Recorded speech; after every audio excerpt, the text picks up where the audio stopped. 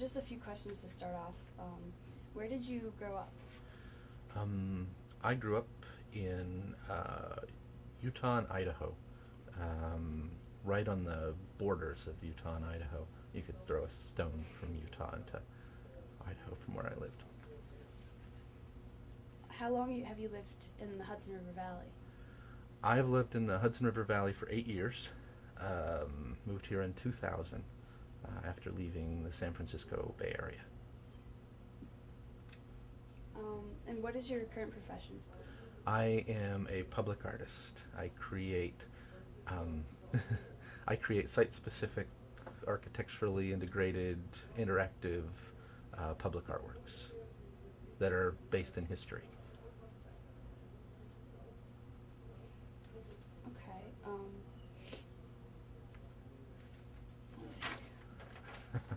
next question. Do you have anything right now, or Yeah, you do?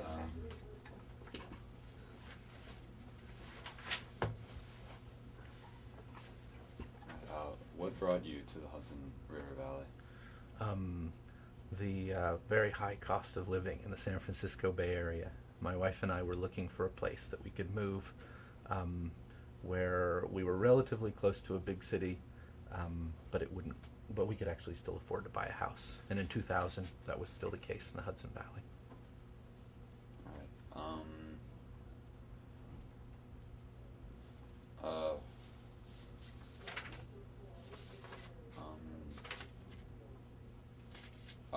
What got you involved with the Walkway over the Hudson? In 2006, I did a public artwork for the Poughkeepsie train station. It was a project that was commissioned by the Dutchess County Arts Council with funding from the Dutchess County Industrial Development Agency, part of a revitalization project for Poughkeepsie and its train station.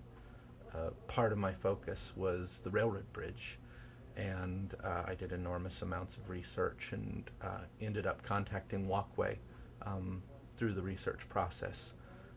They were very, very nice and helpful through my research, and toward the end of my project they actually called and asked if I'd maybe be interested in joining the board, and so I thought about it and said, sure, that sounds like fun.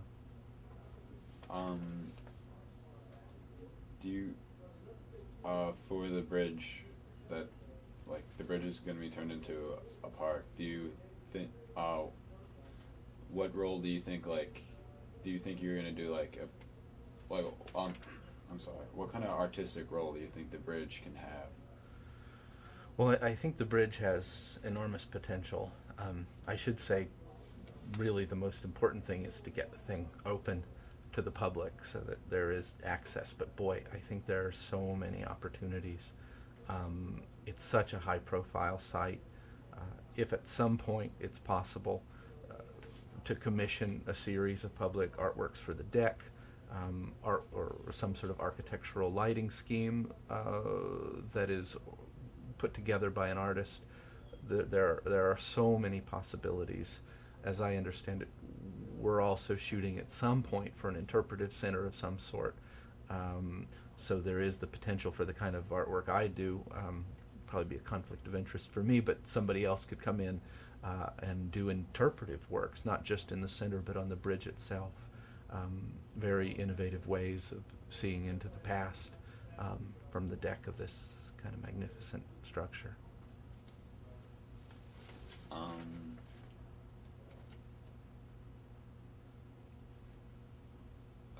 Have you ever been on the bridge? I have. I have been on the bridge. I have. The first time I was up there was in 2005. I went up with a gentleman named Dick Kohler from Walkway over the Hudson. And boy, did it take my breath away. What a spectacular place. When it's open to the public, I think people are going to be blown away. You're really 212 feet above the water. You can see up and down the Hudson, right to the horizon, essentially. It's really just phenomenal, especially in the fall when the foliage is out. I think it's going to be a real attraction. Yeah.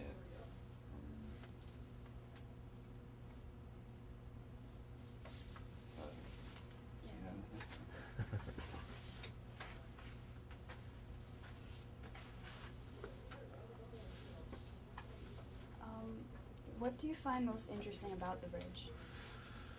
Well, I find, boy, that's a tough question. What do I find most interesting about the bridge? I think it's interesting in so many levels. First of all, I think the history of the bridge is a phenomenal thing to look into. It's also just a beautiful, beautiful structure. It's one of these really pragmatic structures. It's not a highly adorned structure, but an amazing bridge that's all about engineering. I could be way off here, but in some ways I think it's a little bit postmodern in its form, even though they built it in the 1880s, because it just says bridge, it's all about bridgeness. I also think it's interesting because at the time, and I think in the future, I'm not exactly sure what its status is in the present, but I think it's also very iconic. I think it really stood in as something that really gave people in the area a rallying point in terms of regional pride. It's such a feat, such an engineering marvel. I really think the people from the region saw this and embraced it. I think that's going to come back once the bridge is open again in 2009. I think it's, boy, is it going to have an impact on the Hudson Valley.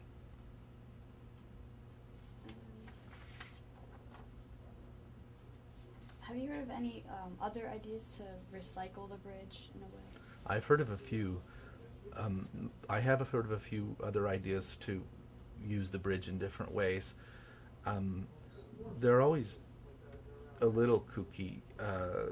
There was one idea, I think, that was for a big shopping center where they've clad over, much of the existing superstructure, and that, boy, once again, that would take an enormous amount of thinking to figure out how to engineer that. You've got all this wind shear problems. And another idea was for a bungee jumping company of some sort to buy it so that people could go out and hurl themselves off the bridge and bounce around and then be retrieved, I guess, for another jump. I thought that was kind of a fun idea. But I'm not so sure anything adds up to the sort of practical nature of what we have here with the walkway.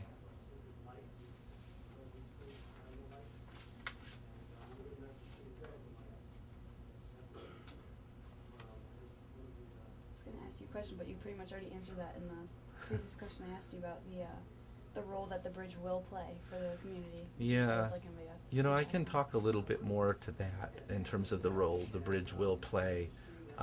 One thing I think that's interesting is in the past, the bridge was really seen as a conduit from the coal fields of Pennsylvania to the consumers in New England.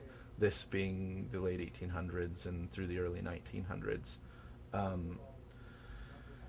I really think the difference between the bridge then and the bridge now is that in the present it's really being redesigned for not just the use of the local citizenry for the region, but also for the benefit of the region.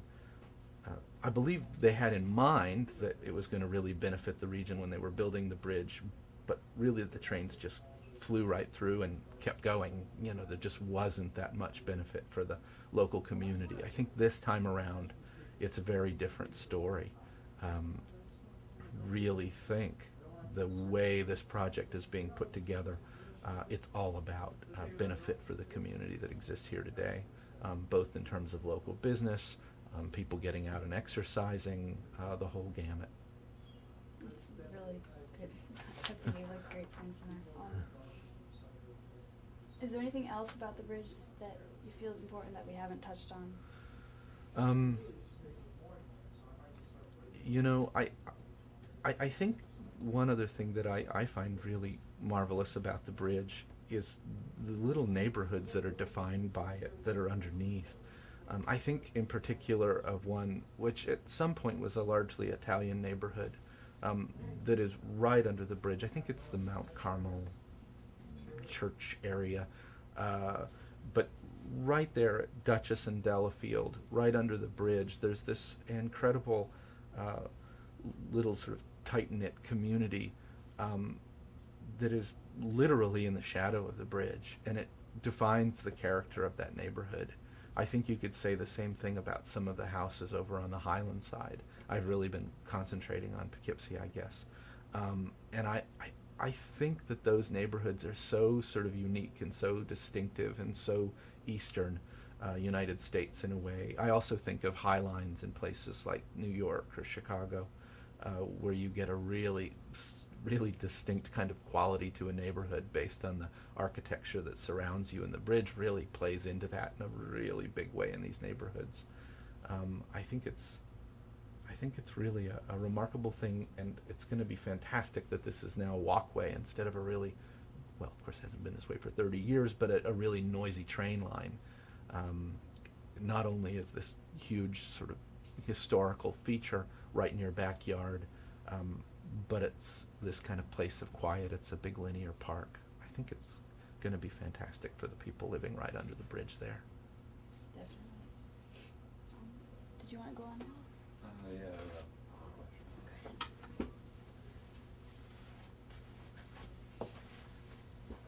question. Speaking as an artist, like personally, did you have any specific ideas, like artistically, for the bridge? Like any specific designs you would like to see? Yeah, I think of them about every other day. Sorry, I'll back up. Let me reframe that. Do I have any ideas about what I would do if I were to create something for the bridge as an artist? And the answer is yes. I can think of tons of things I would love to do. I think that this really is an opportunity for a bunch of other artists to participate. But I do see really specific things that could happen in the near future. On the west shore, the bridge anchor, there's a big cement wall that essentially faces the Hudson right down by a road that's right at the level of the river. And it's a magnificent wall that's maybe 100 some odd feet long and 60 or 70 feet tall, that would be a remarkable sight for even a mural that would be visible from Poughkeepsie clearly. As long as it was a big graphic kind of thing, it would really stand out. I think, boy, with all of that amazing steel structure, I can imagine all kinds of wonderful interpretations of that sculpturally that could fit right up on top of the bridge deck. I think there'd be really lovely ways of interfacing.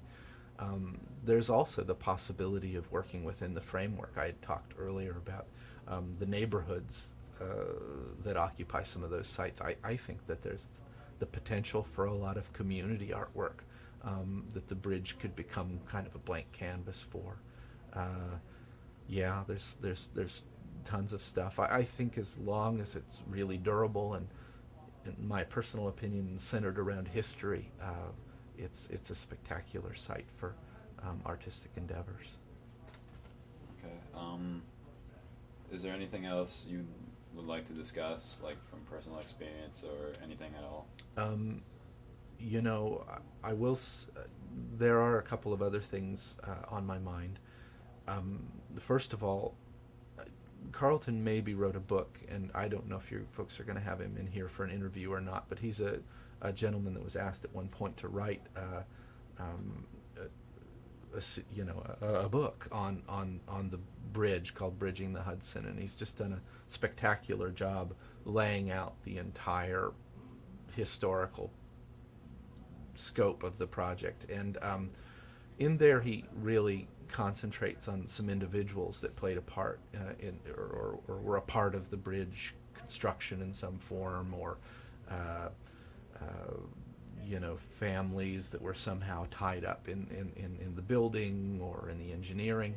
But there were a couple of people I met doing research for my project in the train station that really struck me as really very interesting. And not just because of their relationship to the bridge, but because of their relationship to Poughkeepsie. Really sort of the spirit of what this city was about in this instance in the 1900s. And there's one person I'm thinking about in particular whose name was Anthony DeRosa. And he's a really wonderful story of someone coming to Poughkeepsie and interfacing with it, including the bridge. He came to this country when he was like 14 or 15. He was Italian, but he was coming from Argentina, where his family lived at that point in time, and he came alone. So you just imagine this boy showing up on a boat in New York City and trying to find work and gravitating toward Poughkeepsie because there was so much going on. There was a lot of work on the railroad lines at that point in time. So he became a water boy and was riding across that bridge all the time. Anyway, he's so worth looking into, and I hope you would look up his family, because they still live in Poughkeepsie. His son and his daughter, and the father, Anthony DeRosa, who I'm talking about, had encounters with FDR. He had multiple businesses in the city, all of them backbreaking work. He's kind of the epitome of someone coming from another country, jumping into the melting pot and finding his way in the United States in the toughest of all circumstances, and coming out of this thing being just this charming, wonderful gentleman. So that's something I think that's worth pursuing, and I think is an amazing story. All right. Sure. I think I have maybe 2 questions. All right.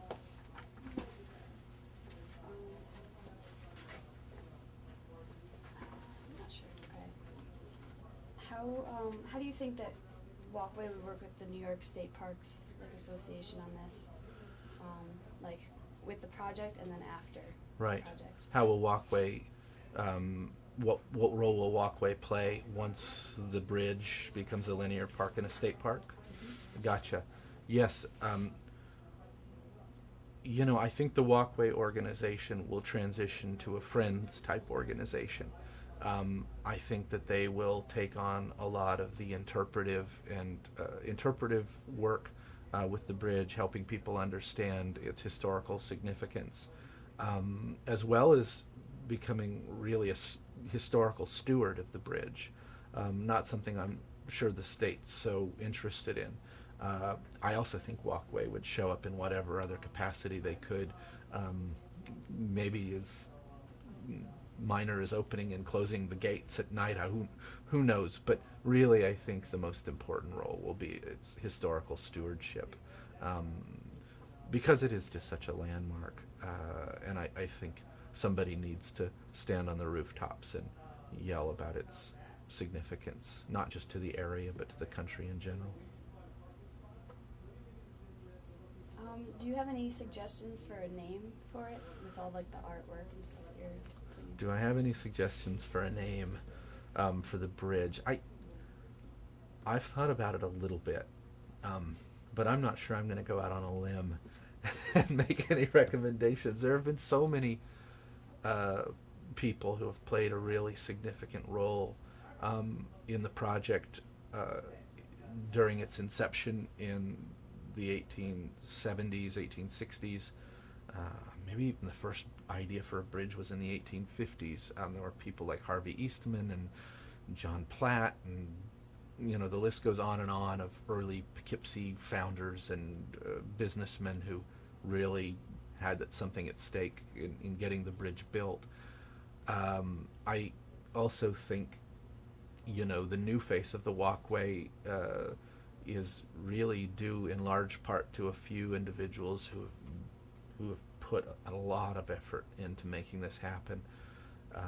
People like Bill Seppi, who I've never met, who really founded the Walkway movement. Fred Schaefer, who became chairman a couple of years back and has worked tirelessly. There's a whole list of names of of people who would be great, who would really represent the bridge well. But I'm a little nervous about picking one. I can't think of somebody who's that. Everybody's so good.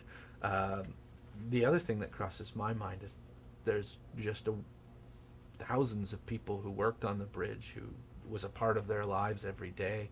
I like the idea of somehow having a working class kind of angle for the whole naming proposal. I don't know exactly what that would be, but I hope in some way there's a reflection of the people who have put their whole lives into, the railroad and the coal industry and even the construction of the bridge. And there are so many. I think it'd be nice if it reflected those people in some way. It's a really good idea. Do you have anything else? No. No. I covered pretty much everything. Okay. Do you have anything else to add? I know that we touched a lot of stuff, but anything else? I will say, maybe I'll just say a little bit about, not about the history of the bridge, but about the historical repositories for information about the bridge in the area. Because I think that's interesting as well. There's a whole bunch of people stewarding materials that are relevant to this project. When I was working on the project in the Poughkeepsie train station, which features a whole lot of historical images of the bridge, I had to go and track these images down. And there are a couple of places where they house these historical documents and images. One of them is the Adriance Memorial Library Local History Room, and they have a spectacular collection of photographs, and they're nothing to sneeze at. The photographers who were working in the day were obviously using large format cameras, which were high resolution, and then in later years creating really large, beautiful, elegant prints of the bridge throughout the construction process. So there's just a real sort of rich resource out there of historical materials. There's also the Dutchess County Historical Society that holds a whole lot of materials that are incredibly valuable, as well as Walkway over the Hudson. They hold a collection of images and variety of other things that pertain to the bridge. And much of this material is held at the Clinton Historical Society in Clinton Corners, New York. I also want to just once again say a little something about Carlton Mabie, who wrote the book, and encourage anybody to go out and find the book and read it. It's written by a man who won a Pulitzer Prize for writing a historical book about Samuel Morse. The guy is brilliant and wonderful, and has done a thorough documentation of the bridge. I think it's really a wonderful read, and just a real treasure when it comes to identifying a local icon for the Hudson Valley.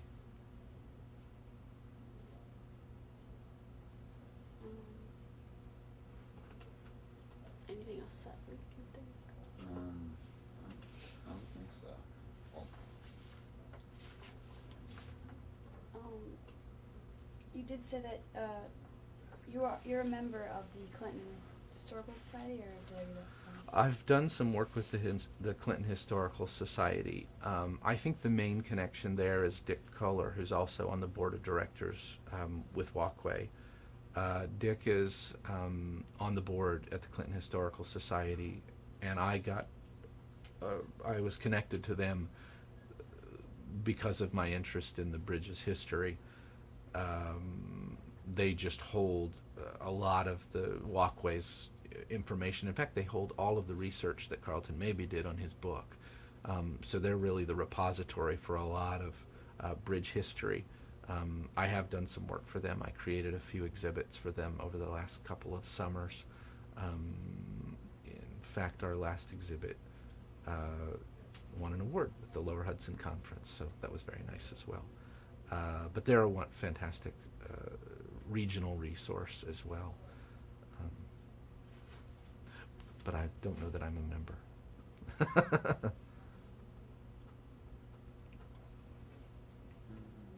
Or you have one? I have. Yeah. Okay.